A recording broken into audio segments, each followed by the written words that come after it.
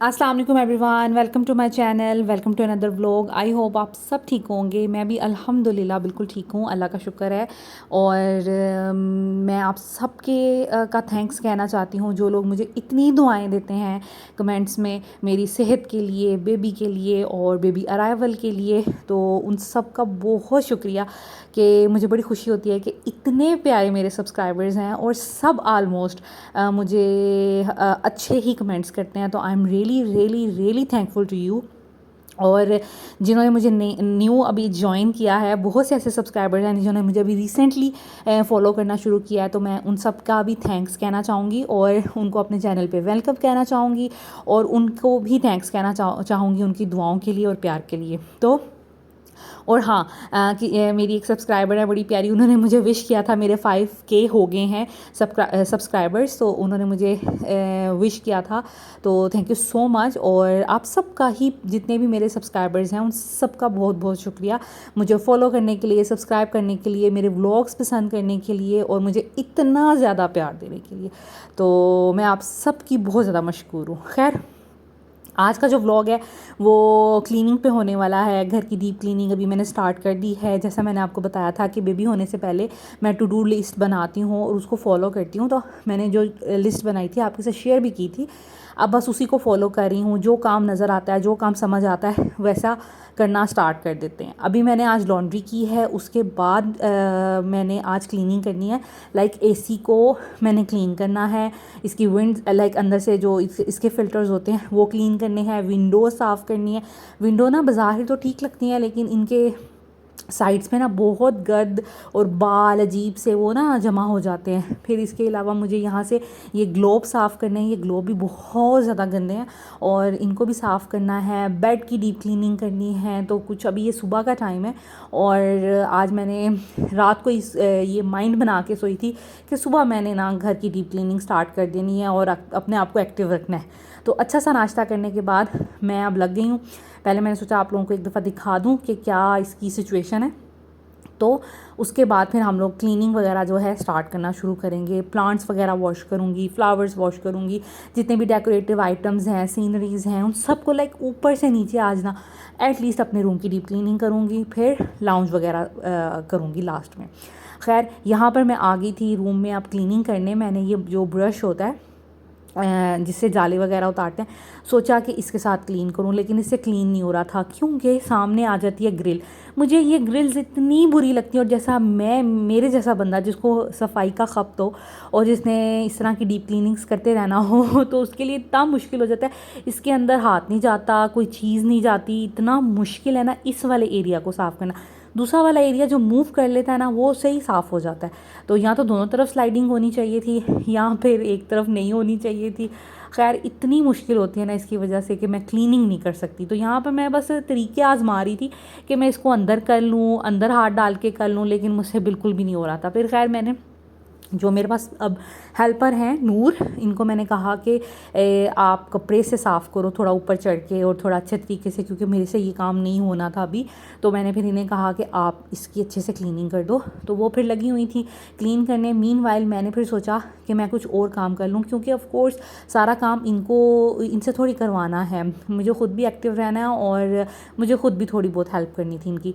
तो ये वाला मैं ब्रश अभी मैं आपको इसका क्लोज से भी दिखाऊंगी और इसका रिव्यू भी दूंगी कि ये मैंने दराज से ऑर्डर किया था फ़ैन वगैरह साफ़ करने के लिए। तो आज मैंने फ़र्स्ट टाइम इसको यूज़ करना है, तो मैंने सोचा कि आपके साथ भी शेयर करूँगी कि ये मेरा एक्सपीरियंस कैसा रहा। अच्छा, ये कुछ इस तरह का दिखता है और ये ना इसका जो फ्रंट पार्ट है ये मूवेबल है, मूव हो जाता है। आप इसको सीधा कर लें, टेढ़ा कर लें, थोड़ा राउंड शेप में कर लें, यू शेप में कर लें, और इसके अलावा ये ना एडजस्ट इसकी हाइट भी हो जाती है।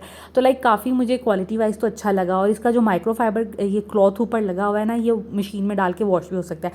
लाइक इसको उतार के हम वॉश भी कर सकते हैं। तो इसको साफ़ मैंने आज सोचा कि फ़ैन जो है हमारे ये गंदे हो रहे थे, तो मैंने सोचा कि अब क्लीन कर लूँ। बेबी अब आने वाला है तो घर में गेस्ट आएंगे तो फ़ैन से स्टार्ट करते हैं।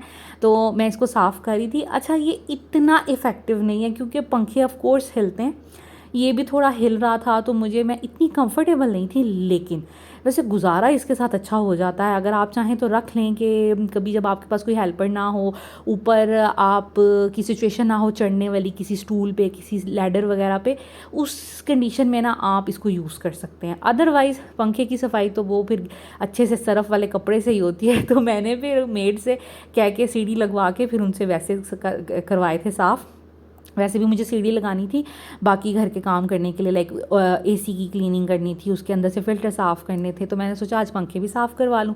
तो इससे बस मैंने थोड़ा डेमो ही लिया। उसके बाद मैंने फिर बेसिकली अब वो जो हमारा ट्रेडिशनल तरीका होता है पंखे साफ़ करने का, उसी तरह से पंखे साफ़ किए थे। खैर जो मेरी मेड हैं वो कर रही थी पंखे साफ़, तो मैंने फिर फर्नीचर की डस्टिंग करनी थी, तो मैंने सोचा कि जाले शाले नहीं लगे हुए थे, तो बस ये ग्लोब जो थे ना वो गंदे थे। मैंने सुबह हस्बैंड से कहा नाश्ते के बाद कि मुझे ये ग्लोब उतार दें और मैं इनको वॉश कर लूँ, लेकिन वो कहते कि ये नहीं उतरेगा और इसके साथ वायरिंग भी उतारनी पड़ेगी, तो बड़ा मुश्किल हो जाएगा। फिर मैंने सोचा मैंने इसको गंदे तो रहने नहीं देना, इसकी भी डस्टिंग करनी है। तो फिर मुझे जिस तरह समझ लगी मैंने अंदर हाथ डाल के, कपड़ा डाल के, तो इसको साफ़ करने की कोशिश की और काफ़ी हद तक मैं सक्सेसफुल रही। काफ़ी हद तक मैंने बल्ब और ये ग्लोब वगैरह जो हैं या लाइट्स कह लें, इनको साफ़ करने की कोशिश कर ली थी और हो भी गए थे साफ़। और मुझे सेटिस्फेक्शन हो गई थी कि वो छोटे छोटे ना ज़र्रे डस्ट के, जाले के, वो इस पे लगे हुए थे। खैर वो करने के बाद मैं आ गई थी फर्नीचर वाली साइड पे। मुझे करना था फर्नीचर आज साफ़। ये है कि अब मैं एक दफ़ा अपने हाथ से क्लीनिंग कर लूँगी ना, तो फिर आहिस्ता आहिस्ता ये बच्ची जो है डेली बेसिस पे फिर करती रहेंगी, लेकिन एक दफ़ा मेरे हाथ लगने तो ज़रूरी थे ना। अच्छा, फ़र्नीचर साफ़ करने के लिए भी मुझे मेरी एक व्यूवर ने कहा था कि कैसे साफ़ किया जाए, फ़र्नीचर कैसे चमके। तो देखें, सबसे पहली बात, फ़र्नीचर कभी भी ऐसा ना बनवाएं जो कि जिसमें बहुत नक्शो निगार हो। ये मैं पहले भी शेयर कर चुकी हूँ बात, क्योंकि मैंने शौक में ये फ़र्नीचर तो बना लिया, लेकिन इसको साफ़ करना अब इतना टायरिंग है।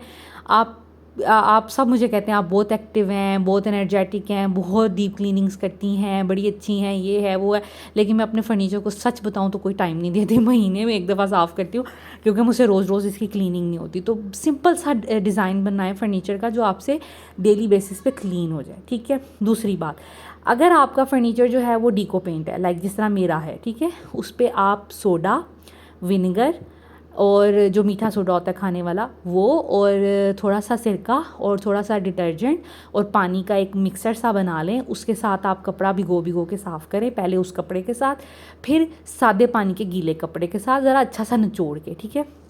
तो आपका फ़र्नीचर बहुत प्यारा साफ़ हो जाएगा। इस पर डस्ट, कोई दूध के निशान लगे हुए हैं बच्चों ने डाल दिए, कोई चीज़ गंदे हाथ लगा दिए, सब कुछ साफ़ हो जाएगा, ठीक है। अगर आपका फ़र्नीचर है पॉलिश वाला, ठीक है, जैसे कि मेरी मदर का था, तो उसके लिए हम इस तरह कर सकते हैं, बाज़ार से पॉलिश भी मिल जाती है, लाइक कलर मिल जाता है, और आपने क्या करना है, कपड़े के साथ उसको बनाने का तरीका भी वो लोग खुद ही बता देते हैं। तो आपने अगर कभी लगे कि फ़र्नीचर हमारा बहुत डल हो गया, कलर ख़राब हो गया, जगह जगह से कलर उतर गया, तो उस सिचुएशन में आप अपने फ़र्नीचर को खुद से पॉलिश कर सकते हैं, ठीक है। एक दफ़ा कर लें, उसके बाद पॉलिश करने के बाद ना एक आती है वार्निश, ठीक है। वार्निश भी बाज़ार से पेंट वाली शॉप से मिल जाती है या हार्डवेयर की शॉप से मिल जाती है। वो वाइट कलर का एक लिक्विड सा होता है, ठीक है, उसको भी बनाने का तरीका वो बता देते हैं। वो आपने स्पॉन्ज की मदद से या किसी कपड़े, कॉटन वगैरह की, कॉटन तो नहीं, स्पॉन्ज की मदद से, मैंने अपने फ़र्नीचर को किया था, अपने सोफ़ों को तो स्पॉन्ज ही यूज़ किया था। उससे आप एक दफ़ा जब फ़र्नीचर पे कर देते हैं ना, तो फ़र्नीचर पे शाइन आ जाती है। वो बेसिकली एक शाइनर है। तो आप इस तरह अपने फ़र्नीचर को साफ़ कर सकते हैं, यकीन करें बहुत अच्छा साफ़ हो जाएगा।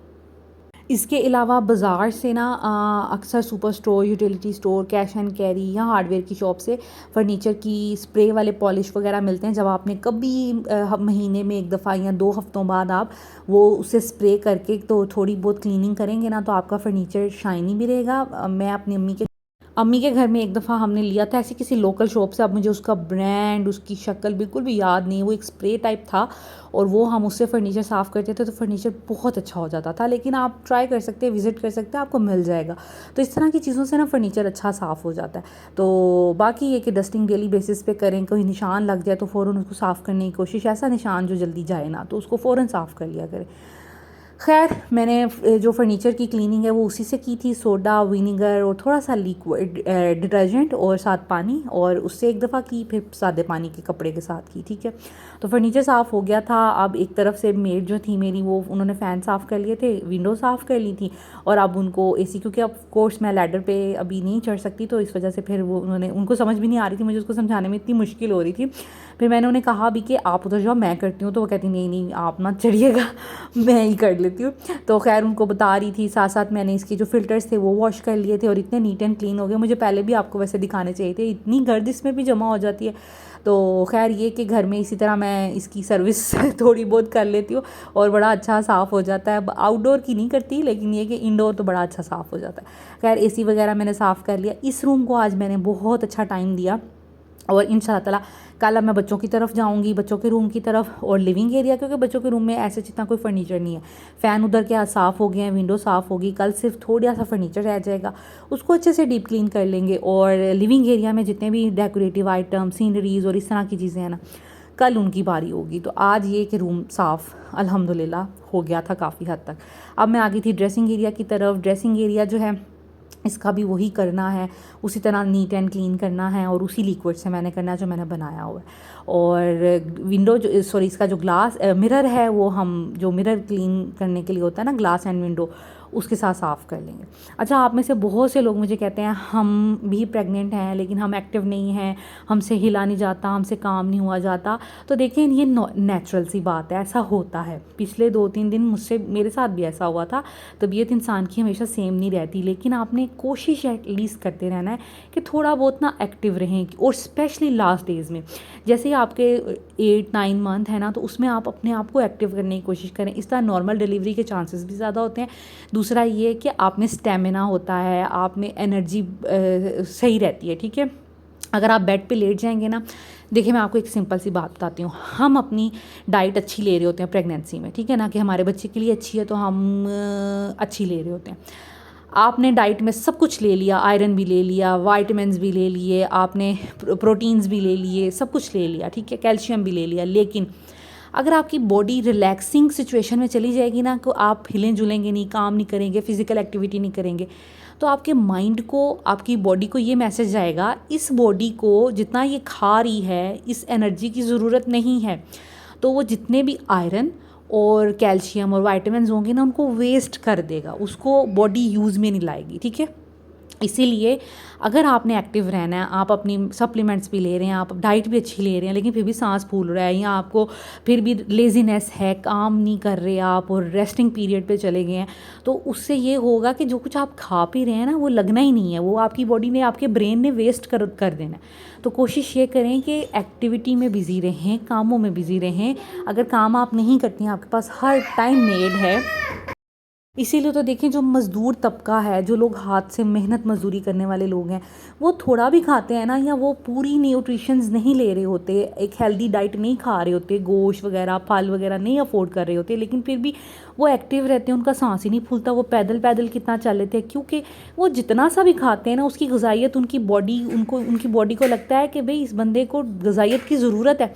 तो वो जो जितना सा भी खा लेते हैं ना, तो उनकी बॉडी उसको रिटेन कर लेती है, ठीक है। तो इसी तरह कोशिश ये करें, एक्टिव रहें। दूसरा ये बात है कि बात यही है कि मैं भी चाहूँ तो रेस्ट कर सकती हूँ, लेकिन बस मुझे ये होता है कि जब कोई मेरे घर आए, मेरा घर परफेक्ट होना चाहिए, मेरे घर में किसी को एक डस्ट का ज़रा ना नज़र आए। मुझे बस अपनी इमेज का बहुत होता है। जिस इंसान को अपनी इमेज का होता है ना, फिर उसको बहुत फ़र्क पड़ता है, वो फिर बैठ नहीं सकता। मैं बीमार भी हूँ, मुझे याद है जब मैं अनमैरिड थी, मैं जब मेरे एग्ज़ाम्स भी फाइनल हो रहे होते थे, तो मैं अपना रूम क्लीन सबसे पहले करती थी, चाहे जितना मर्ज़ी टाइम लग जाए। मुझे लगता था मैं गंदे कमरे में बैठ के पढ़ ही नहीं पाऊँगी, मुझे इरिटेशन होती रहेगी। अभी भी मेरे साथ यही सिचुएशन है कि मैं जितनी मर्ज़ी बीमार हूँ, हाँ उठ ना पा रही हूँ, कंडीशन ऐसी है कि ख़राब है, बिल्कुल भी उठा नहीं जा रहा, तो ठीक है मैं थोड़ा रेस्ट कर लेती हूँ। लेकिन जैसे ही मुझ में थोड़ी सी एनर्जी आती है, जैसे ही मेरा मूड थोड़ा अच्छा होता है, या मेरी बॉडी अच्छा रिस्पॉन्स कर रही होती है, तो मैं फ़ौरन उठ जाती हूँ, अच्छा ये भी कर लूँ, अच्छा वो भी कर लूँ। तो कोशिश ये करें कि ख़ुद में ये आदत डेवलप करें कि भाई हमारा घर नीट एंड क्लीन होना चाहिए। कोई हमारे घर आए उसको अच्छा फ़ील आए और उसको लगे कि एज़ अ हाउसवाइफ़ हम एक अच्छा इंसान हैं, हम एक अच्छी हाउसवाइफ़ हैं। हमें बहुत फ़र्क पड़ता है हमारा घर किस तरह दिखे, लोगों को किस तरह मिले। तो आप इस तरह अगर सोचने शुरू कर देंगे तो फिर इंशाल्लाह ताला आपका घर कभी गंदा नहीं होगा और आप में ख़ुद भी एनर्जी आ जाएगी। मैंने अपनी लाइफ में अपनी अम्मी को भी इसी तरह देखा है, ठीक है। वो कभी भी नहीं रेस्ट करती, ठीक है। अभी तक उनके पास कोई मेड नहीं है, वो अपने घर के काम खुद करती हैं क्योंकि उनको किसी का पसंद ही नहीं आता और वो चाहती भी हैं कि मैं एक्टिव रहूँ। तो मतलब इस तरह जो इंसान खुद से करने वाला होता है ना, फिर उसके लिए बड़ा मुश्किल होता है कि किसी का वो वेट करे। तो ये कुछ मोटिवेशन थी जो मैंने आपको देनी थी, और उन लेडीज़ को जो अभी कंसीव जिन्होंने किया हुआ है, जिनके लास्ट मंथ चल रहे हैं या वैसे ही अभी स्टार्टिंग है, तो थोड़ा बहुत एक्टिव रहें ताकि आपकी बॉडी अच्छा रिस्पॉन्स करे। इसके अलावा ये कि आपका स्टेमिना अच्छा हो और आप में थोड़ी मोटिवेशन मेरी बातों से है। खैर क्लीनिंग अल्हम्दुलिल्लाह हो गई थी। सोफ़े को भी मैंने साफ़ करवाया था उसी से विनेगर, सिरका और लिक्विड से, और साथ में थोड़ा सा पानी। इससे भी बहुत अच्छा वेलवेट का फर्नीचर तो बहुत अच्छा साफ़ हो जाता है। और ये जो होता है हमारा लेदर टाइप का, ठीक है, जो शीट का फर्नीचर होता है वो भी।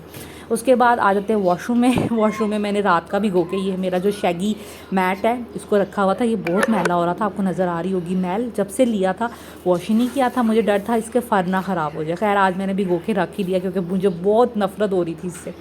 खैर और फ्लावर्स जो हैं रूम में रखने वाले वो भी मैंने वॉश करके रखे हुए हैं, अभी ड्राई होंगे तो रूम में लगाऊंगी।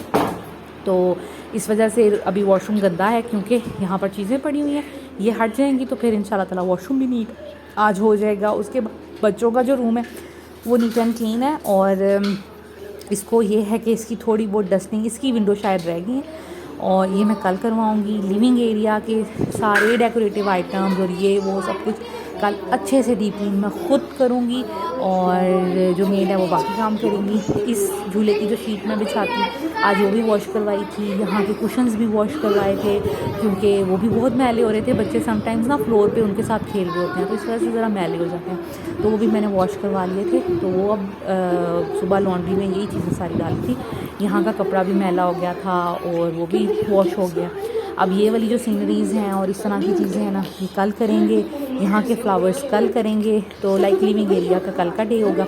आज मेरा रूम दूर हो जाए साफ हो गया। बच्चों के रूम में ऐसे जितना गंद नहीं होता और विंडोज़ भी बंद रहती हैं ज़्यादातर, इस वजह से ना डस्ट भी नहीं आती। हमारे रूम की विंडो खुली रहती हैं और जो घर है जो रूम है वो ज़्यादा यूज़ होता है, दैट्स वाई वो फिर गंदा भी ज़्यादा होता है। तो खैर और लिविंग एरिया ज़्यादा यूज़ होता है इसलिए ये भी गंदा होता है। बाकी ये कि अभी मोपिंग स्वीपिंग हो गई है, मेड ने बाकी सारे काम कर लिए हैं और घर एक दफ़ा नीट एंड क्लीन हो गया है। अब मुझे भी सेटिस्फेक्शन हो गई है कि अल्हम्दुलिल्लाह मेरा रूम ऊपर नीचे से क्लीन। अब मैं आपके साथ शेयर करती हूँ मेरा जो मॉप ऑर्गेनाइज़र है, मैंने सोचा कि ये भी आपके साथ शेयर कर दूँ। मैंने दराज़ वाली वीडियो में आपके साथ शेयर किया था कि इस तरह का मॉप होल्डर बड़ा अच्छा रहता है, आपके सारे गैजेट सफाई सुथराई वाले सारे इसके अंदर रहते हैं तो बड़े सही रहते हैं।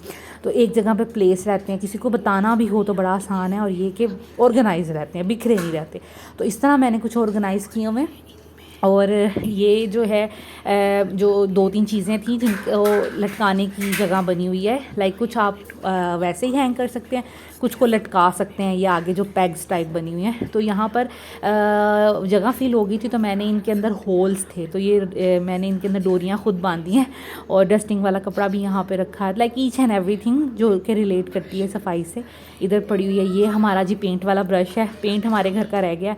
मैंने बहुत सोचा था कि बेबी आने से पहले मैं एक दफ़ा पूरे घर को लाइक वो वाइट वॉश हम लोग करवा लें, मतलब ख़ुद कर लें मैं और मेरे हस्बैंड, लेकिन बस टाइम ही नहीं मिला। किस तरह टाइम गुजर गया पता नहीं चला।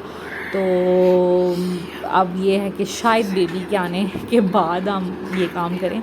ये सामने वाली दीवार मुझे बहुत बुरी लगती है, इसको फिल करना है, फिर इसको पेंट करना है। तो लाइक ये अब मैं सोच रही हूँ कि बेबी आने के बाद अगर मामा इधर यहाँ पे स्टे की ना तो मामा बेबी को संभाल लेंगी, और मैं और मेरे हस्बैंड 2-3 दिन लग के, अगर मेरी हेल्थ ठीक हुई तो कर लेंगे ये काम।